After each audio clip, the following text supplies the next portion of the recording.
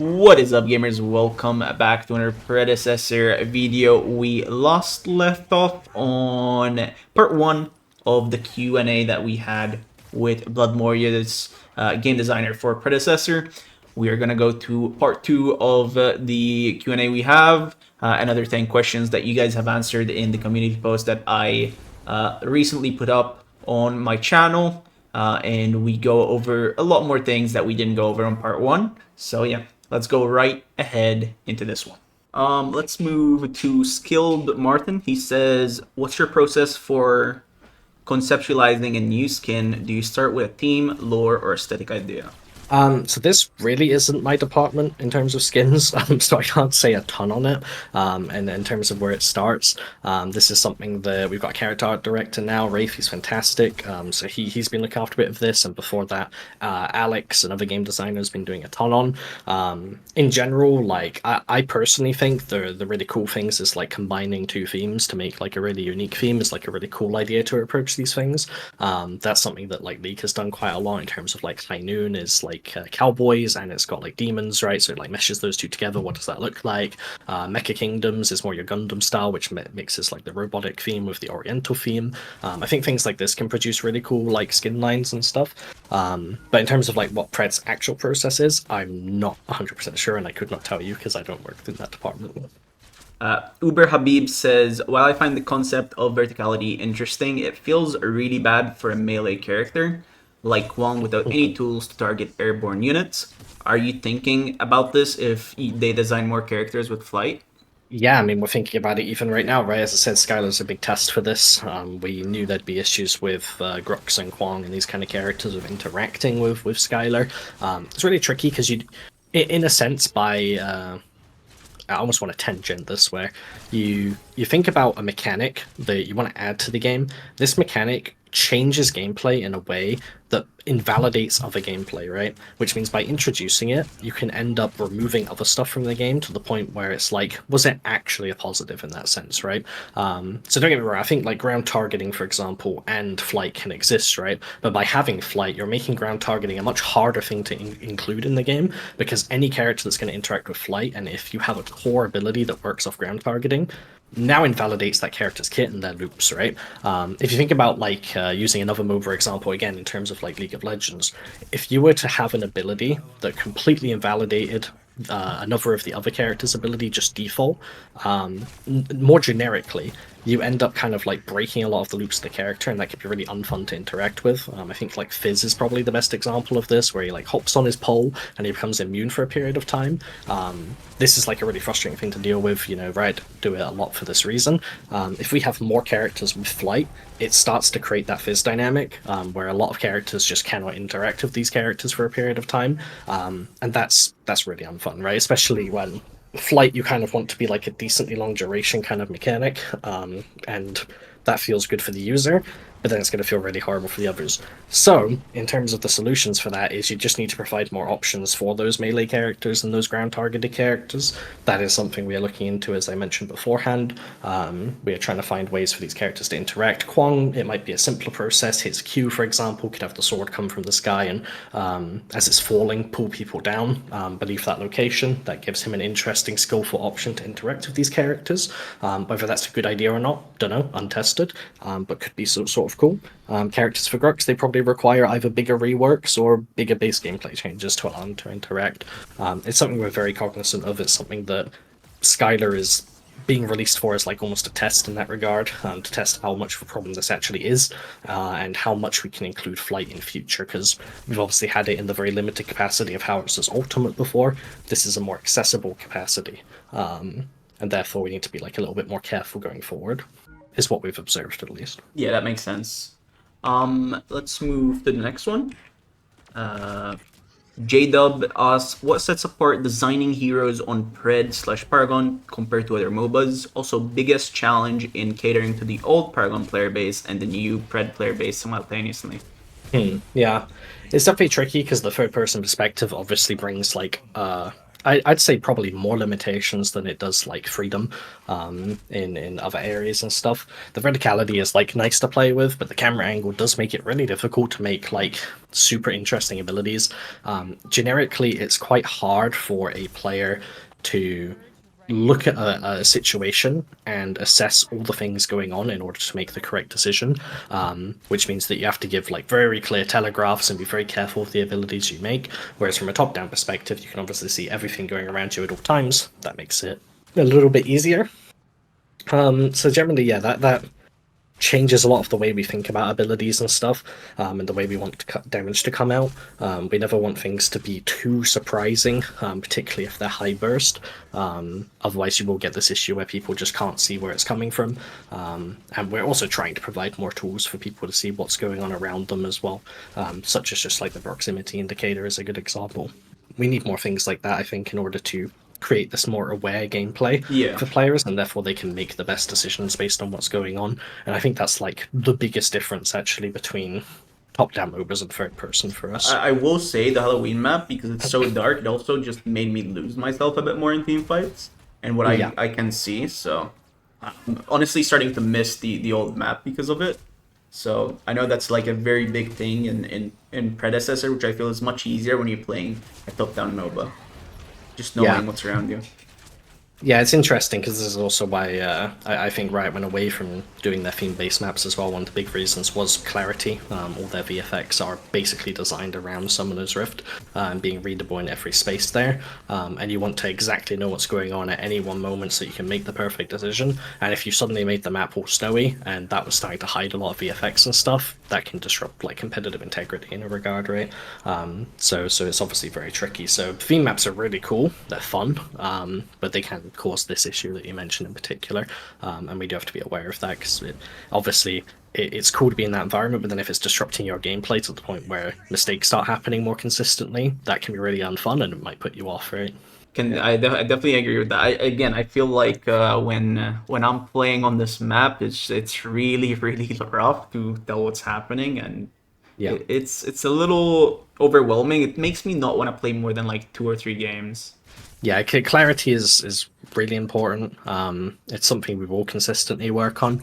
I remember like 8 years into Riot's development when they did like a comparison of like side-by-side screenshots of certain team fights and stuff based on where they're from and where they are now, the massive improvements they've taken. Those are things we also want to push towards, just increasing ability clarity. It's just like you want to make every ability feel really good visually and everything, but you also want it to like not overwhelm the space so you can see everything else going on, and finding that perfect balance is really tricky. So it's something you have to keep taking steps towards and keep learning about, especially when it comes to the third person space, because it's even more tricky, I'd argue, with the camera perspective.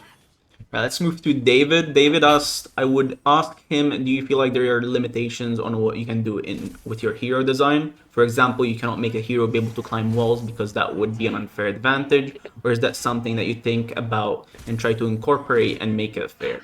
So in terms of this from like a hero design perspective, when I first try and conceptualize an idea of like a hero kit, I'll never think about like, is this fair or unfair, right? That's a step after. You have to consider it at a certain stage, but at the beginning, it's like the player has to feel cool, right? You want to do really cool things, and really cool things can sound unfair when you either talk about them or when you actually end up playing against them, right? The bit I care a bit more is when you play against them. When you write things down, they can sound unfair. I could write down pretty much any of Pred's characters, any of League's characters, or whatever, you write them down on paper, it just sounds broken, right? That's how our minds work, basically. But when you actually like start messing around with them, usually not as bad. Climbing walls, that's a scary thing to think of just by like putting it on paper. But end of the day, it's not that much dissimilar from flight and won't have that many more advantages than flight has. If anything, it's got more limitations because you have to stick to the walls themselves rather than anywhere in the vertical space. And climbing up to them might be a bit more of a chore potentially, right, than just leaping up into the sky. So if anything, it could potentially be weaker than flight, which means if we can make flight work, we can make walking on walls work. So generally, I don't consider that unfair factor early on until we're actually testing things and figuring out what's working and what's not, because then I think you can provide like the most exciting and fun player fantasies. When it comes to actually climbing on walls in specifically, I want to include it. I would love for it. This kind of like pushes on further from the topic of the multiple liked characters topic, where working on walls is a very, very, very difficult thing to do from an animation perspective. Number one, the type of characters that would probably be those multi-legged characters or things like that. And even if not, the map is currently not designed in a way where the walls are perfect like hitboxes, right? If you think about like what collides with a wall, that's not exactly what the wall looks like, right? They're much more simplistic collisions, and that's for like performance reasons and things. And if you have a character that climbs on walls, you want their legs to physically touch the wall, right? You don't want to be walking on air the entire time. It's gonna look really jank. It's gonna look not up to like predecessor standards and stuff, which isn't fun, not cool. And that's basically the biggest limitation. If we could find a way to have the character read a different form of collisions, and then actually put its leg to wall, which again, animation programming wise is a humongous task, then we could definitely be looking into that stuff. I think it'd be really cool. From a hero gameplay, game design perspective, I would love it. I think it's super cool, fun power fantasy, cool thematic for characters. Yeah, massive thumbs up. Just from a technical perspective, massive thumbs down currently. It's just a lot of work hours, I guess, right? For the game designers, not the game designers, but for the people coding, and just adding a massive workload on new animations and stuff like that. Yeah, I mean, Amanda doesn't have the largest team, but even with a bigger team, it's such a large task to make a character like that. And as much as we do have multiple characters in pipeline, that is simply so that we can hit a strong cadence and release characters consistently. Those gaps would be far larger character to character if we had to produce things like this currently. But we believe that we need this content cadence currently right now. We want to provide characters to keep shaking up the game, keep providing new player fantasies to players consistently. That will slow down eventually, and that's probably when we'll have the capacity, the tech, and the idea of how to implement this stuff, seeing as we're already researching it at that point. So they're definitely things we will want to do, and as long as the game lives, they're things we will always push towards. But yeah, not anytime soon. Right, we have Kuki, I think. I said that right. He says, "How long until you implement a hero who does extra damage based on altitude?" That's super interesting. Not very, very far. Yeah. Okay. That's pretty much it. That's pretty soon. That's probably all you can tell us, right? And if that's the case. Yep. Let's move to the next one. Yon Fortron says, "What do you find hardest when trying to balance a character and bring them into the meta while not being too overtuned?" It's a tricky part. In general, like, as I said, we want characters to feel the best for the user as possible, and that usually comes from the loops of their mechanics and how they interact with all the other heroes and stuff. The hard part is the inverse of making the other characters feel like they have the options to outplay the other person or punish mistakes the other person makes when executing their loops. That part is like obviously the trickiest part because you have to make the consideration for every current character. So I think that's probably the biggest issue, particularly for Pred. In its current state, is just that we are trying to push the needle on the newer characters and stuff and try and make these new and interesting themes and everything. But we also need to update that previous roster, I think, and find these characters to bring up to par, because without doing so, it's going to get to the point where it's going to be impossible to balance the character relative to these older designs, basically. Yeah. Move to the Mac. He asked, "Why not rework more heroes like they did with Zinx? Characters should be innovated but can still keep their identity. Zinx still is a survivability hero, but pushed more into support." Yeah, I mean, I think arguably we did go a little bit far from Zinx's like original Paragon identity. I feel like it was necessary to achieve the goals we were going towards, but arguably, like, there are ways maybe we could have stuck closer. But in terms of like other characters and stuff, I mean, as I said, we want to push the needle. We want to be more innovative with characters. To do that, they need to be like, pretty different. With Paragon characters, The nice thing about them is they come with a lot of assets with them from the files, which we're obviously translating over. So we're very cognizant of what we've already got created, which allows us to then save time to produce other characters at a good rate, which is allowing us to get ahead and try and stay at this cadence for a longer period of time. Because if we didn't have the Paragon characters, character releases would be far, far slower. So when it comes to those lot, we try and keep them closer in that regard. It's also to respect the idea of what the Paragon character was, of course, but the resources is also a useful sort of benefit for us that we don't want to stray too far from. So yeah, when it comes to reworking the Paragon characters, that's the main reason. They're the two big pillars, I think. So let me ask you this: if you had to pick one Paragon hero to change the role of, who would you pick, and where would you change him to? I assume you probably thought about this. So When it comes to role, it's definitely trickier. or In general, class, I like, guess. I guess class is fine. yeah, class is a bit easier because, I mean, in terms of like Narbash, for example, he kind of steps on the line of Warden and Enchanter, right? He's got kind of these like mixed bag where he kind of wants to go in and use his ult in a cool way because it's close range and look for those funks and stuff, but he also wants to sit back, try and heal, speed people into good positions and stuff. So he kind of sits in this weird middle point where he's not really sure what he wants to be there. Whereas if you think about like a proper Warden in terms of wants to get into the thick of it and support the front line, I think he could do that like way, way better if you really indexed on that part rather than trying to keep him further back. Or you could push him towards the full Enchanter and just have him sit at the back and be a more defensive support, which would probably involve doing like a new Ultima or something along those lines. So I think he'd be like a candidate for like not necessarily changing the class per se, but honing in more on a class identity rather than being more of a mixed bag. Whereas when it comes to like role and stuff, I mean, it's something we tried to do with Wraith a little bit. I think it's really cool that Wraith can play mid lane. I would love for him to be almost a primary mid in that regard and be more ability based rather than basic attack based, unless of a carry. I think that's like a really interesting concept, and we need more physical damage mid characters because we've got these like magical power junglers, which is really cool, but it's hard to use them when you overload the comp on magical damage, right? So having physical options in mid helps create that. So yeah. Yeah, I think that's one of my biggest things. As a mid main, I would love to see more physical heroes, even melee, like assassinish kind of heroes. Like, best example I can think of is like either Zed or Yasuo, right? I think that would be pretty interesting to just have something different, I guess. Yeah, certainly agree. Let's move to Captain 593. He asks, do you factor in hitboxes when designing a hero for balance purposes? For balance, not so much unless it's like really core in the design. There's obviously like general conventions we have where like tanks are generally bigger characters, therefore have bigger hitboxes, and that's fine because they're bulkier. Whereas like squishier characters like mages and carries don't usually as much. I'm sure there'll be designs in future. I can pretty much guarantee that they'll have their hitbox very heavily like factored in because we're going to have characters that are probably really, really, really big, and that's going to be a core identity to them, and we want to make sure that's a big part of their like balance. So we'll be factoring that in. Same with really, really, really small.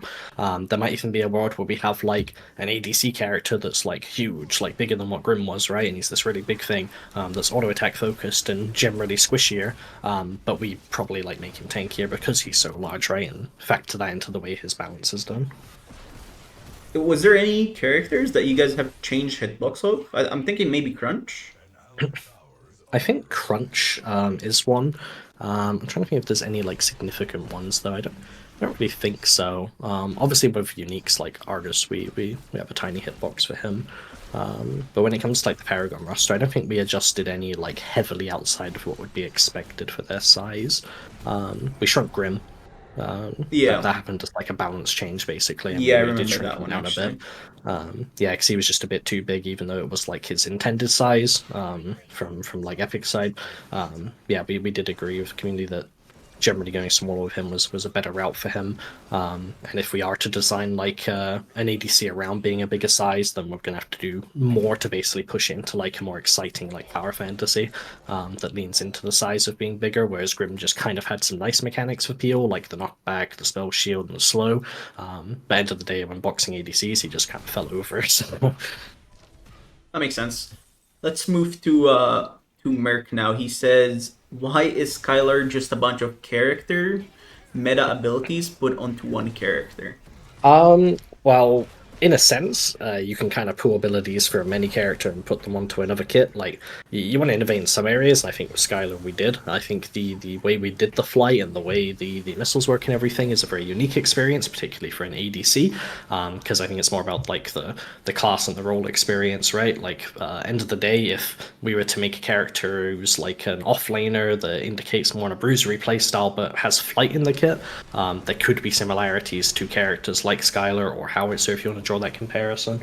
And then those abilities could end up being fairly similar, and you could end up doing that multiple times. I think Skylar has fairly unique abilities to her in the sense that I think her trace rifle is pretty unique in the way it functions and uses, and in fact it's a basic attack and it crits and all these elements to it. Even though her Q has like similarities to Gadget Mine, for example, it does have like a quick pop. It slows. It was more about the utility, and it's a bouncing projectile that obviously synergizes with the flight, and it functions very differently because of the flight. I think when I see comments like this, the reason they say stuff like this is because, for example, they look at the trace rifle, right, on being her RMB, being just a constant DPS kind of damage. They just assume it's Argus RMB, right? But Yeah. they don't really put in the perspective that it is stacking the passive up. It is also just critting. It is doing different things than what Argus does. And for example, when you look at her jetpack, they look at the missiles coming from her back. They just assume, look, it's just reused how we are, right? Yeah. And something that they don't realize is when you're using the E and you're using it to run away from somebody, you're probably not proccing those missiles because you're just using it to run away. So the fact that you have that RMB and it actually does, not RMB, sorry, the E, and it actually does damage when you're autoing someone, and you also want to use that offensively as well to deal damage, right? To get more value from dealing damage instead of just being a getaway, get out of jail free card, I guess. Yeah, and then the way it scales obviously is very different with itemization. Like the missile procs actually happen faster with more attack speed and stuff, right? With the beam, and just generally when you're outputting abilities and stuff, which creates like more unique interactions. So generally, I think when you actually like index the abilities and how the character uses them and how we want the player to actually play with these abilities, they create very different experiences. But yeah. Yeah. Right, let's move to Mac. He asked, would there be a possibility to consider adding items that has some lore attachment to characters currently in the game? For example, materials used to form weapons for Murdoch, Decker, and stuff like that. So I guess this is more on sort of the idea that like Rabadons is kind of like Vigus in League of Legends and stuff like that. I think one has something, right? Yeah. I think quite a lot of the characters have something in there, and I think that's cool. I think that's like not a bad idea. Obviously, we don't have unique artwork for the items yet. We still use like a stock pack, so there's obviously going to be no tie-ins in that regard. I think one of the things we will do when it comes to making our unique art, and when we get to that, will be that we'll include stuff like that. You could see like Murdoch's weapon or something, or Richter's chain being a particular like item in the shop. I'd also prefer if they do have any like lore attachment, that it's something the character would probably purchase. But yeah, I think it's an idea that's interesting. I think we would consider it. I think it's cool to add flavor to the game in that way. So yeah. I think a lot of people are going to enjoy seeing new art when it does happen, but I can tell you from experience, seeing it in other MOBAs where they change the art, the first few weeks of having to play with new different art, it is very confusing. And Yes. it takes you a lot more like brain and effort to understand what somebody's building, because you need to pay attention to the art because you're not used to it. So although it would be nice, the first few weeks when that does happen, it's going to be a little bit too much for the players. Yeah, no, I can imagine. Yeah, it does become very confusing. Like you said, it's this very quick like recognition that you have when you tap the scoreboard or whatever, knowing what these icons are, and when that will change, that's obviously going to be like a pretty horrible experience. It's why we want to do it properly and do it in one big swoop, right? And then we don't have to touch it again. I think that's like the better way to do it. So yeah, generally, I think. It's always going to be a tricky thing to digest, but I think it'll be really cool once it's done, and will obviously make the game feel a little bit more professional and modern. Yeah, so those were the 20 questions I had for you, Blood, but there was one more question that I didn't really want to tell you about, and that was from Kari. She said, who is your favorite community manager? Put me on the spot on that one, do you have an answer for that one, or? Yeah, I think Kari's absolutely fantastic. I really appreciate everything she does. I think it's awesome. I feel like there's a but out of nowhere, but it's gonna be Stags or something. No, I mean I love Mark. Mark's great. I'd say you can't tell me to pick favorites. That's just mean. It's not happening. It's not my listen. She was curious. I kind of just relayed the question, right? Mm-hmm. No, I mean I appreciate all the work the community team do. I think they're fantastic, and I really love the content we've been pushing towards and putting out and stuff. I think it's super interesting. I really appreciate them. Yeah, we basically covered everything. I don't know if you have any closing remarks or something that you wanna get off your chest or just talk about before we end today's video. But very thankful that you've joined us and just talk to me, talk to the community. Floor is yours, I guess. I really appreciate it. I really like answering questions like this and stuff. Happy to do it again and talk about more topics and things related to like heroes and stuff. Really want to push heroes into this really unique space in Pred. We want to find what makes like Pred shine as a MOBA and make that really special, and I think a lot of that will come through the characters and the way they're portrayed. So character design, hero design in general is only going to get better with the next originals. We've got some really cool ideas coming that I think people can be really excited about. We've already pretty much planned out like 2025 ahead. Changes might happen, but generally we've got a good plan for all the characters that are going to be across that time period. And I think there's some really cool stuff there. I think people are going to get really hyped. That is sick to hear.